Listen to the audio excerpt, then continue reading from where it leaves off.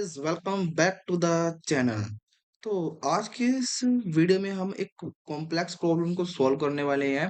ठीक है, जिसका लेवल रहने वाला है वो मीडियम है।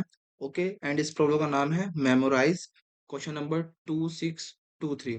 ये क्वेश्चन हो सकता है आपके लिए थोड़ा सा कॉम्प्लेक्स हो, बट डोंट वरी, मैं जितना इजी से आपको समझा पाऊँ ट्राई करूंगा। ओके, एंड होपफुली आप इसको समझो। ठीक है, तो इसको हम स्टार्ट करते हैं। तो सबसे पहले हम इसकी प्रॉब्लम स्टेटमेंट को समझेंगे। ठीक है, प्रॉब्लम हमें क्या है, हमें एक फंक्शन दिया गया है एफ एन। ठीक है, हमें क्या दिया गया है, फंक्शन दिया गया है एफ एन। हमें उसका एक मेमोराइज वर्जन रिटर्न करना है। बिल्कुल सिंपल सा रूल है। हमें क्या करना है कि अगर फंक्शन को सेम इनपुट के साथ दोबारा कॉल किया जाए तो वो कैलकुलेशन फिर से नहीं करेंगे हम, बल्कि पुराना सेव्ड जो हमारा रिजल्ट है उसको रिटर्न कर देंगे। मैं आपको बताता हूँ। फॉर एग्जाम्पल्स के लिए तुम कैलकुलेटर की बात हम समझते हैं, कैलकुलेटर के हेल्प के साथ हम समझते हैं इस क्वेश्चन को। फॉर एग्जाम्पल के लिए two plus two is equal to क्या हो गया, 4। ठीक है, एंड उसके बाद 3 प्लस इज इक्वल टू 3, 6 हो गया। ठीक है, अब जो ये दो चीजें हैं, सपोज करो ये मेरी कैशे मेमोरी के अंदर स्टोर पड़ी है। ठीक है, 4 भी पड़ा स्टोर एंड 6 भी पड़ा है। 4 किसका रिजल्ट है, 2 प्लस 2। 6 किसका रिजल्ट है, 3 प्लस 3। ठीक है, अब सपोज करो यूजर आया, यूजर ने दोबारा डाला 2 प्लस 2, कोई अदर यूजर आया। ठीक है, तो अब इसका जो रिजल्ट है वो 4 है। अब क्या हम इसको दोबारा मेमोरी के अंदर स्टोर कराएंगे यूजर्स को रिटर्न करने के लिए? नहीं कराएंगे ना। इससे क्या होगा, हमारी मेमोरी जो हमारी वेस्टेज जाएगी, बढ़ती रहेगी मेमोरी। तो क्या करेंगे कि हम यहाँ पर क्या सिंपल से करेंगे कि अगर यूजर का जो इनपुट है वो सेम है, जो हमारा प्रीवियस इनपुट था जो वो सेम है, तो उसका अगर सपोज करो, नॉट कंफ्यूज। ठीक है, तो मैं तुम्हें सिंपल से समझाता हूँ। अगर फंक्शन को सेम इनपुट के साथ दोबारा कॉल करें, सो फॉर एग्जांपल्स के लिए फंक्शन के अंदर 2 प्लस 2 दोबारा डाल ले, हमने दोबारा इनपुट डाल ले। ठीक है, सेम इनपुट डाल ले, तो वो कैलकुलेशन हम फिर से नहीं करेंगे। उस उस इनपुट का जो रिजल्ट हमारे मेमोरी के अंदर पड़ा होगा, कैशे मेमोरी के अंदर पड़ा होगा, हम उसको ही रिटर्न कर देंगे। जिससे क्या होगा कि हमारी मेमोरी वेस्टेज नहीं जाएगी। तो कुछ ऐसा सही लॉजिक हम इसके अंदर करने वाले हैं। ठीक है, तो सबसे पहले हम लॉजिक समझते हैं क्या है। इसे सॉल्व करने के लिए हमें दो चीजें चाहिए होगी। First is cache memory. क्या चाहिए होगी, कैशे मेमोरी। ठीक है, जहां हम रिजल्ट स्टोर करेंगे, इसके लिए हम जावास्क्रिप्ट का ऑब्जेक्ट या फिर मैप यूज कर सकते हैं। ठीक है, एंड जो हमें सेकंड रहने वाली है वो यूनिक की। हमें आर्गुमेंट को एक स्ट्रिंग स्ट्रिंग या फिर की में कन्वर्ट करना है, और ताकि हम पहचान सके कि ये इनपुट पहले से आ चुका है या नहीं आ चुका। ठीक है, तो सिंपल से हमें एक कैशे मेमोरी चाहिए होगी एंड एक यूनिक की।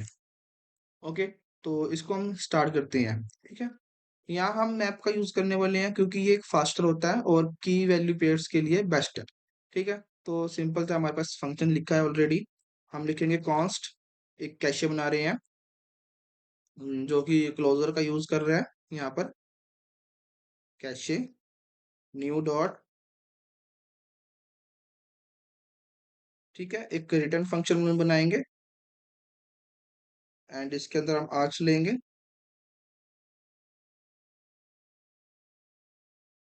ठीक है, एंड यहाँ पर कॉन्स्ट की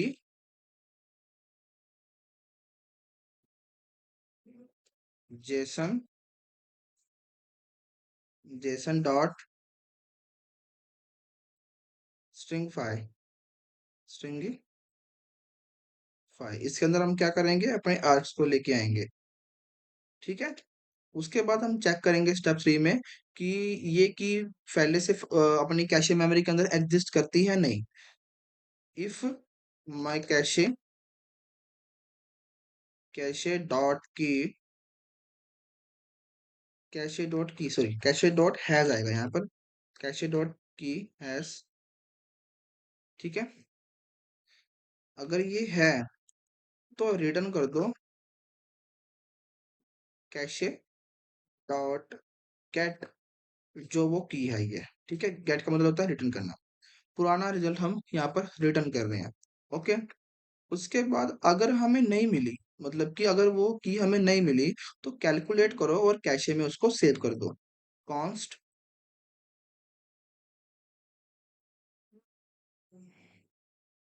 result F N dot dot args, इसको मैं यहाँ पर डबल इज इक्वल टू आएगा यहाँ पर कैशे डॉट सेट की एंड उसका रिजल्ट। ठीक है जी, आई होप आपको समझ आ गया होगा। एंड इसको यहाँ पर हम रिजल्ट को रिटर्न करा लेंगे। ओके जी, कैशे की स्पेलिंग चेक कर लेते हैं यहाँ पर की हमारी। ओके, एफ एन, ठीक है। तो इसको हम अब रन करके चेक कर लेते हैं एक बारी, कोई एरर वगैरह हुआ तो उसको फिर देखते हैं।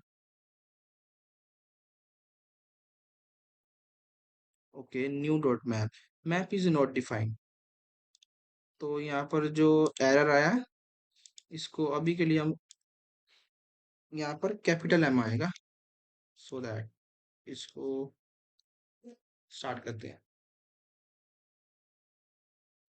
Okay, Jason is not defined, हमारा टाइपो एरर है, यहाँ पर कैपिटल में आएगा सारा कुछ, only Jason is a capital. और चेक करते हैं और क्या एरर आ रहे हैं। ठीक है, तो हमारा जो कोड है वो सक्सेसफुली सबमिट हो चुका है। इसको यहाँ पर चेक कर लेते हैं एक बारी। ठीक है, तो समझ लेते हैं, थोड़ा सा हम इसको ड्राई रन कर लेते हैं ताकि आपको भी थोड़ा सा समझ आ जाए, क्योंकि ये थोड़ा जो क्वेश्चन है वो थोड़ा सा कॉम्प्लेक्स लग सकता है आपके लिए, बट करते हैं इसको भी। ठीक है, तो समझते हैं। मान लो हमने क्या करा, सम टू टू, इस ये एक फंक्शन है, सम नाम का फंक्शन है, इसके अंदर टू टू पास कर दिया। ठीक है, कॉल करते हैं। पहली बार में क्या होगा कि जो हमारी कैशे है वो अभी बिल्कुल खाली है, उसने टू टू कैलकुलेट करा एज ऑब्जेक्ट के अंदर। मैं तुम्हें करके भी दिखा रहा हूँ, टू इंटू टू, उसने ये कैलकुलेट करा। एंड जो उसका रिजल्ट यहाँ पर स्टोर किया गया, फोर स्टोर किया गया। ओके जी, तो दूसरी बात में क्या हुआ कि जो जेसन डॉट स्ट्रिंगीफाई है, ये वाला, जो जेसन डॉट स्ट्रिंगीफाई है, इसने वही की थी। मतलब कि मैप ने देखा रिजल्ट पहले से है तो कैलकुलेट स्किप करके डायरेक्टली फोर दे दिया। मतलब कि फर्स्ट कॉल में तो हमें वही वैल्यू स्टोर नहीं थी, कैशे एम्प्टी था। तो यहाँ पर जैसे ही कॉल हुई तो हमने रिजल्ट उसका स्टोर करा लिया। जैसे ही दूसरी बार कॉल की गई, तो यहाँ पर जेसन डॉट जो हमारा स्ट्रिंगीफाई है, इसने चेक किया कि ये की मैप में एग्जिस्ट करती है नहीं। अगर जैसे ही यहाँ पर उसने चेक करा हाँ भाई ये तो की एग्जिस्ट करती है, तो साथ ही उसने डायरेक्टली फोर रिटर्न कर दिया। ठीक है, अच्छा अब एक इम्पोर्टेंट बात फॉर इंटरव्यू, इंटरव्यू को बताएं कि जेसन डॉट जो स्ट्रिंगीफाई का यूज करने से हम कॉम्प्लेक्स आर्ग्यूमेंट जैसे आर एरेज हो गया या ऑब्जेक्ट हो गया, उसको हैंडल कर सकते हैं।